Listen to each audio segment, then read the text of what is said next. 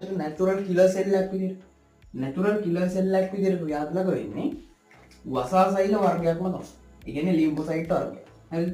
ඒක වසා සෛල ටිකක් වසා සෛලයක්මයි විශේෂණය වෙලා ස්වභාවික නාශක සෛලයක් බවට පත් වෙනවා. හරිද? එතකොට ඒකට අපි ගන්න වෙන වසා සෛල. වසා සෛල.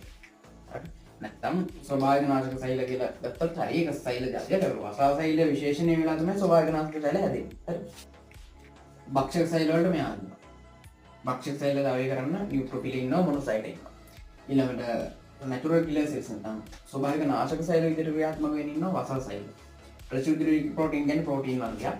ඉන්ටර්ෆෙරෝන් කියන්නේ ප්‍රෝටීන් වර්ගයක්. ඒතකොට ප්‍රදාහක ප්‍රතිචාරය. මෙන්න ප්‍රදාහක ප්‍රතිචාරයක් කරන තැනට අදාළ වෙනවා සෛල જાතියක්. ඒවට කියන කුඹ සෛල. කුඹ සෛල. අද මේ කුඹ සෛල කියන්නේ බේසුබි.